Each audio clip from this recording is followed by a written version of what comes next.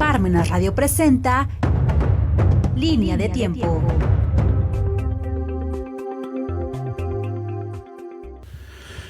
Estamos en su programa La Línea del Tiempo. Sintonízanos en parmenasradio.org.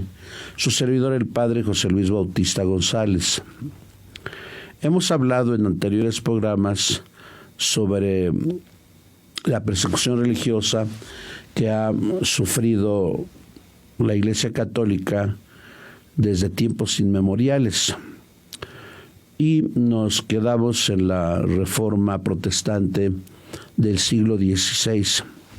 Coincide que estamos en el mes de julio y el pasado 6 de julio, pero del año 1535, se sacrificaba a un gran hombre. Creo que es el hombre más conocido de Inglaterra, y me refiero a Sir Thomas More. Tomás Moro fue guillotinado, decapitado, un 6 de julio del año 1535, y tuvo la misma suerte que el obispo de Canterbury, que por cierto el Papa le había ofrecido el capelo cardenalicio a Fisher, Juan Fisher, y burlándose Enrique VIII de Fisher, le dijo: ya no podrá tener el capelo porque yo le voy a cortar la cabeza. Pero vamos a preguntarnos por qué mataron en un juicio maquiavélico, en un juicio con mucho contubernio, en un juicio injusto, porque lo ordenaba el rey simplemente. Y ustedes saben que en todos los tiempos ha habido jueces que se han dejado sobornar, comprar por príncipes o por reyes.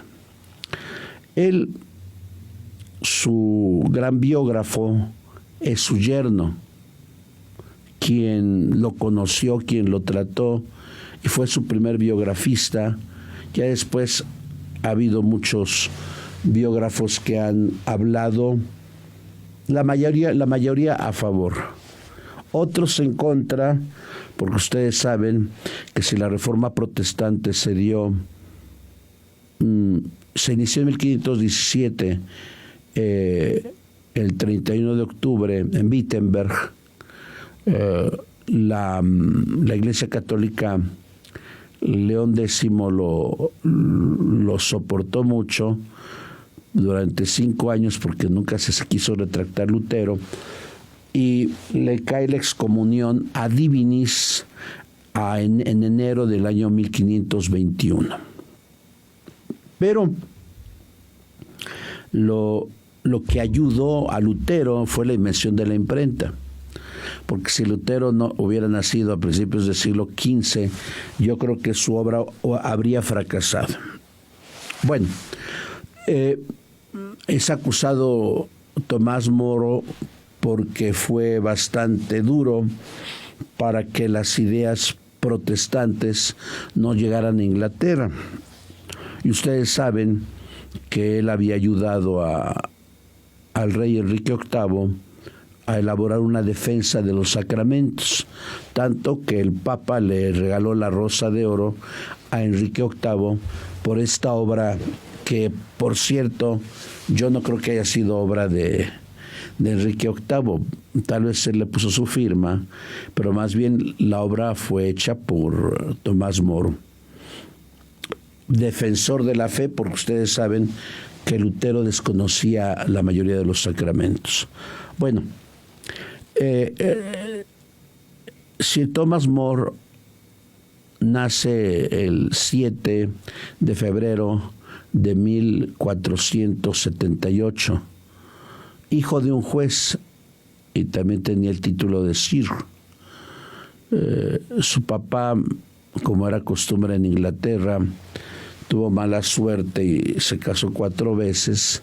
Él fue el segundo de sus hijos, también generalmente muchas esposas morían en el parto. También Tomás Moro se casó y su última esposa murió. Su primera esposa murió y tuvo que casarse con una mujer mayor que él, adinerada como él, y se casó a los 30 días de que había muerto su esposa, precisamente porque quería que alguien ayudara a sus hijos. Bueno, él se educó en la escuela de San Antonio, que era una de las mejores en Inglaterra, y como también era costumbre, los hijos de familias adineradas servían como pajecitos del cardenal de Inglaterra. En aquel tiempo el cardenal Morton. Él, supongo que como clérigo, vio que Tomás More era un hombre dado a la lectura, y él mismo le pidió a su papá que lo inscribiera en la Universidad de Oxford. Ahí estudió 2 largos años y aprendió a su corta edad el latín y el griego. Era apasionado de los padres de la Iglesia y tradujo muchas obras del griego y del latín al inglés. Pero su papá quería que siguiera la carrera que él tenía, abogado. Entonces lo desiste después de 2 años de estudiar en Oxford y nuevamente entra a la prestigiosa escuela de San Antonio, que era la que dedicaba al estudio del derecho civil, pero también del derecho canónico. Les he dicho que hasta el día de hoy en Europa, cuando alguien quiere ser abogado, tiene que estudiar derecho civil y derecho canónico, porque el derecho canónico es antiquísimo. Aquí en México, pues tenemos la Libre de Derecho, tenemos la UAP, tenemos el POLI y la UNAM, pero es un sueño guajiro que yo tengo de que algún día den derecho canónico, pero sería un suicidio de estas universidades. ¿Por qué? Porque detestan a la Iglesia Católica, tristemente. Bueno, saludos a los abogados que conozco, saludos al doctor Silvino, que él tiene buena formación. Bueno, él empieza a tener varios cargos por su inteligencia, por su erudición.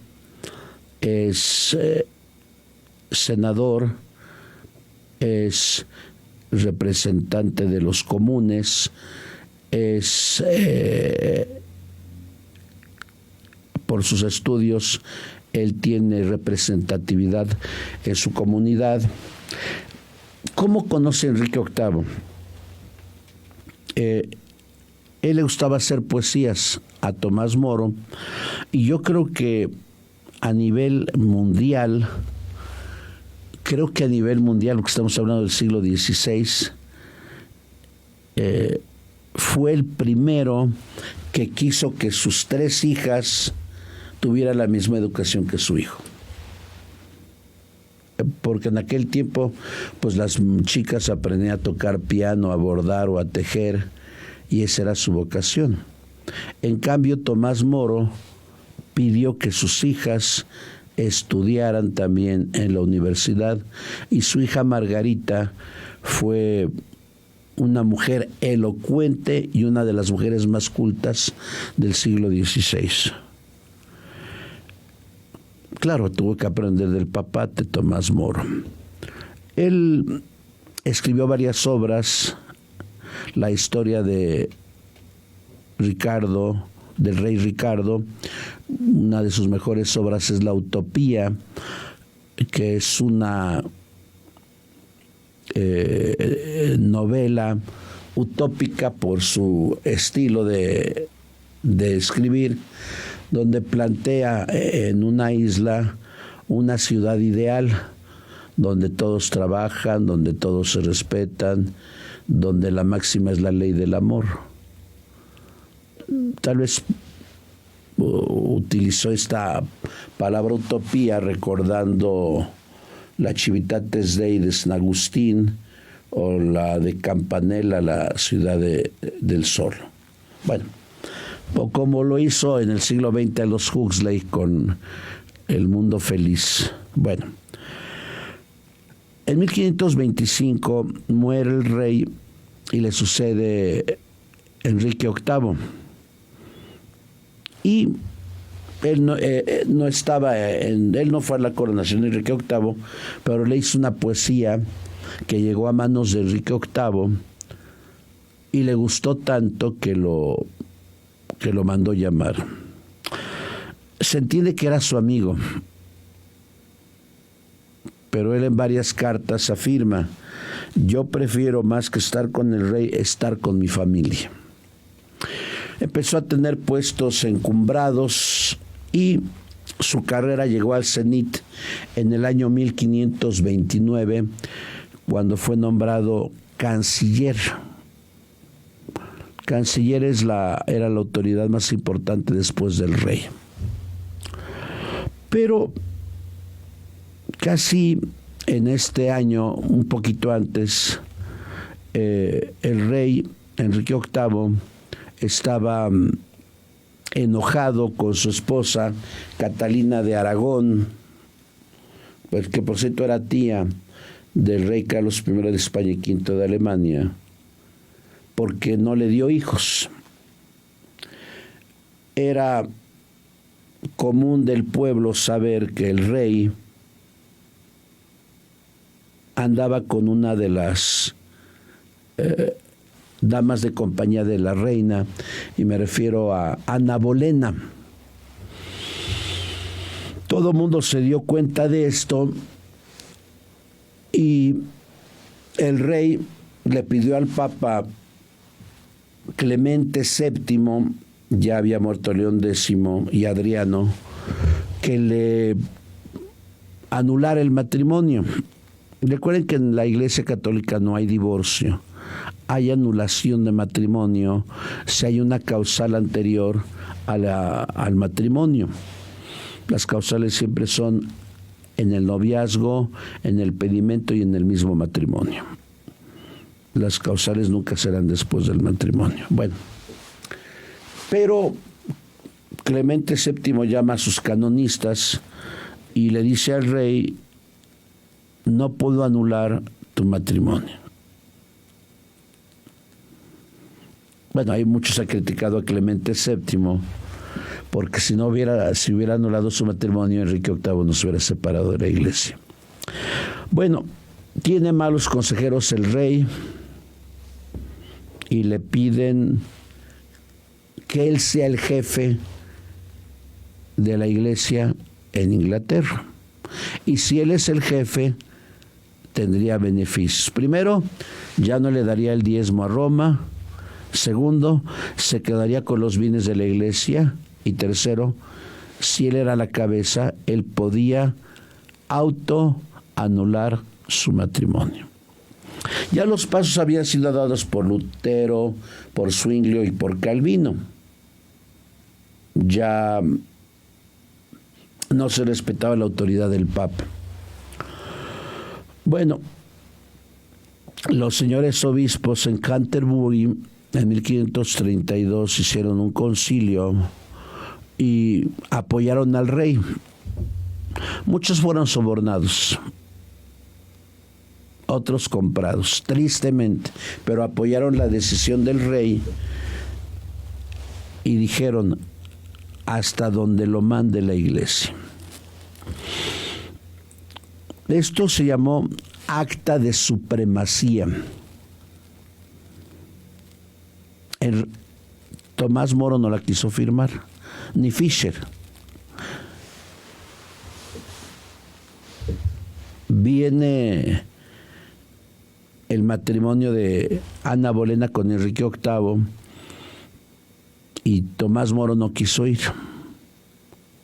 porque era un hombre ligado a principios de conciencia.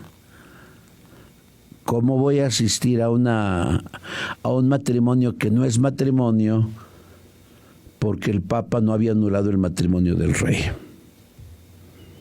Esto incomodó al rey e incomodó a Ana Bolena, y lo que hizo mejor Tomás Moro fue renunciar a su cargo de canciller de Inglaterra y refugiarse a su casa.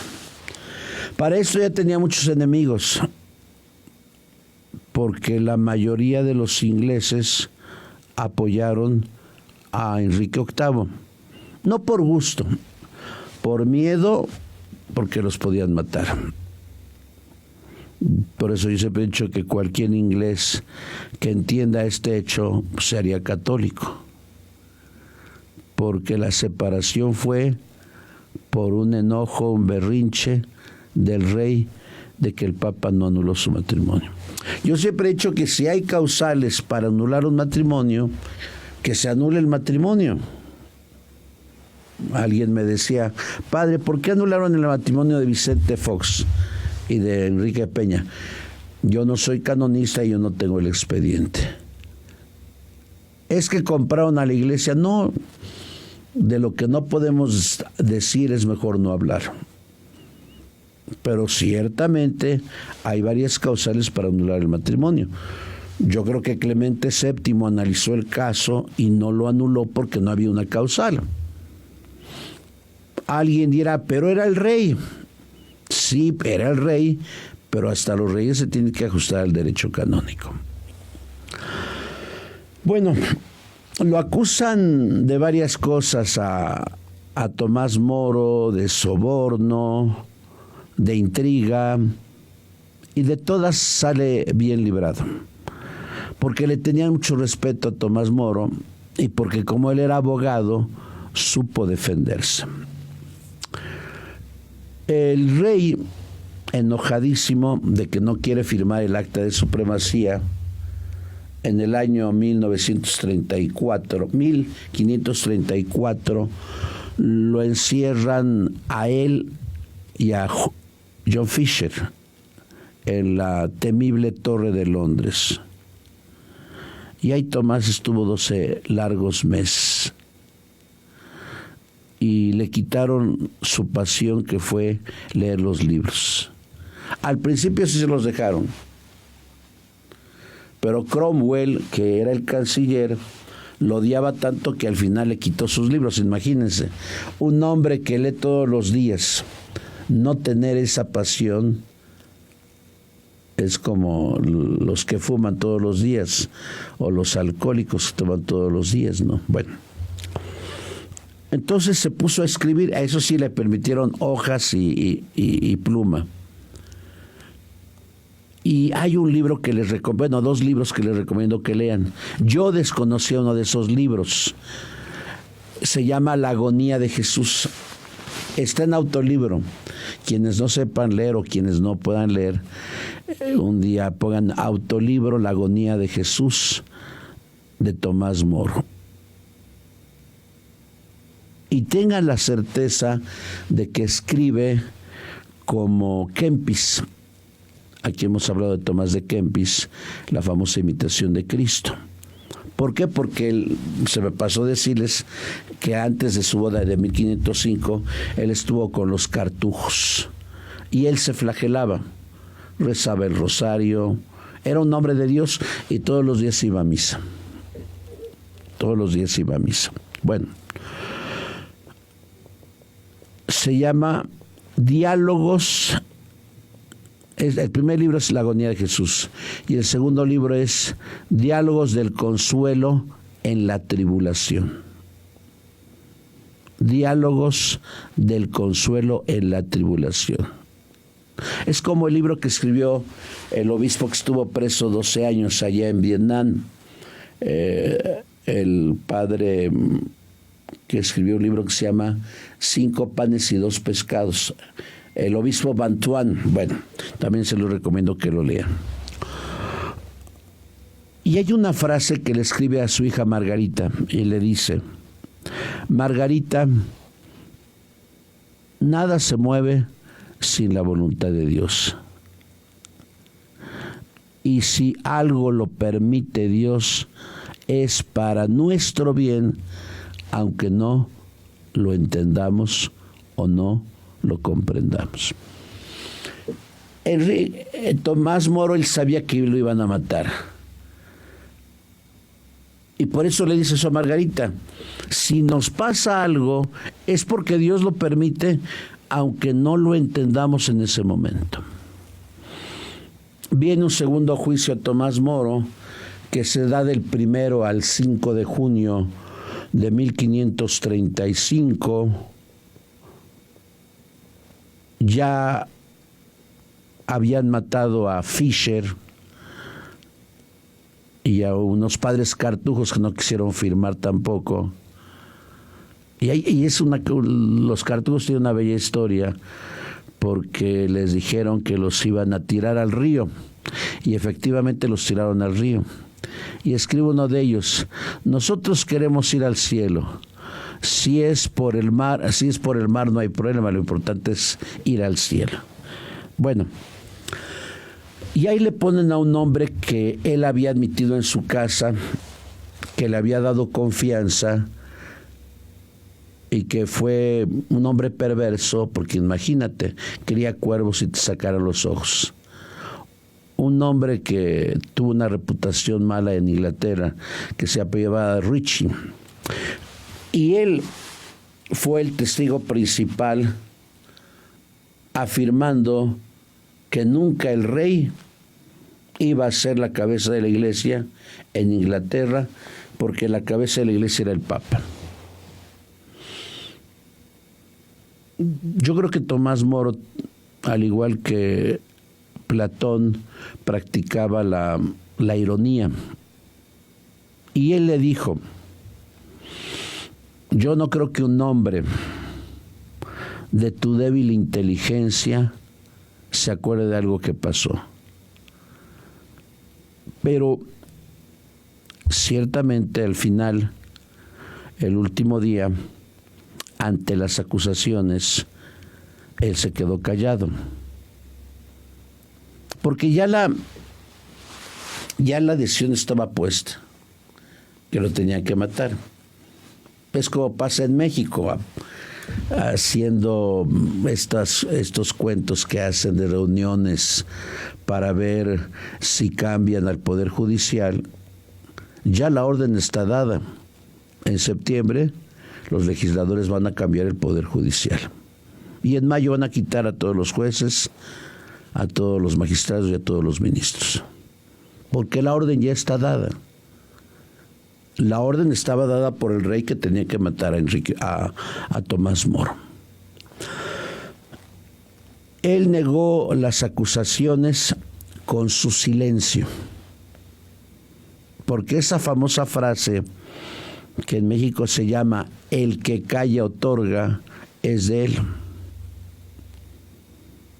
Porque cuando una persona se queda callada, está otorgando. El 5 de junio del año 1535 lo sentenciaron a la muerte, y Enrique VIII prefirió el decapitarlo. Al día siguiente lo acompañó una multitud de gente, entre ellos su hija Margarita. Margarita vivió hasta el año 1570, dicho sea de paso. Se cuenta que el verdugo le pidió perdón a Tomás Moro, porque, insisto, Tomás Moro fue el hombre más honorable del siglo XVI en Inglaterra. Escritor, humanista, abogado, canciller. Bueno, y todavía a Tomás Moro le hizo una broma, porque no se había afeitado, y le dijo al verdugo: corta bien, pero no cortes mi barba, porque mi barba no tiene la culpa de que voy a ser degollado.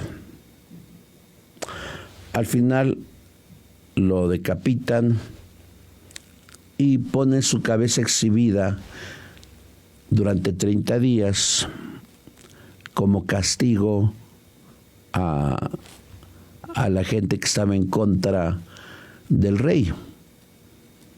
Porque también eso se aplica en muchos países.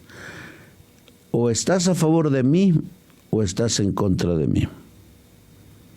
Como pasó con Stalin, como pasó con Lenin, como pasó con Mao Zedong, como pasó con Fidel Castro, como pasó con Chávez, con Maduro.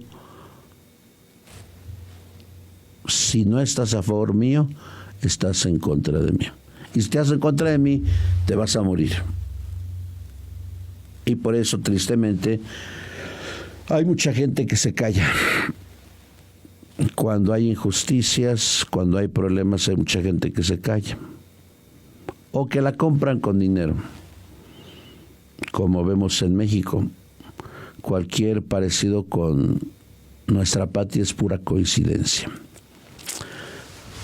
Lo beatifican, lo canonizan, y en el año 2000 su santidad Juan Pablo II lo nombra patrono de los políticos. Porque hay una frase muy famosa de Tomás Moro. Él dice: así como el hombre no se puede separar de Dios, así la actividad política no se puede separar de la ética o de la moral. Por eso da tristeza que en México haya muchos políticos que digan: una cosa es mi actividad religiosa y otra cosa es mi proceder político. Cuando nos acerquemos al siglo XX, voy a hablar sobre el Vandemacum que le mandaron los obispos a Plutarco Elías Calles y al Congreso. Una frase del presidente Theodore Roosevelt, el famoso osito Teddy. Y él decía en el Capitolio, a principios del siglo XX, él decía: si nuestro país goza de paz y prosperidad, es porque hemos armonizado nuestras leyes con nuestras creencias religiosas. Y era un hombre que tenía razón. Cuando armonizamos las leyes con los datos de la fe, yo creo que los países están en paz y en pujanza. Nuestra patria tristemente ha sufrido tanto porque no ha querido serlo de esa forma. Y aunque usted no lo crea, en el año 1980, en el calendario protestante, pusieron a Tomás Moro como ejemplo de fidelidad y de fe. Vemos cómo a través de un juicio injusto, por defender la solidez de la verdad, Tomás Moro murió santamente. Pues muchas gracias y Dios les bendiga.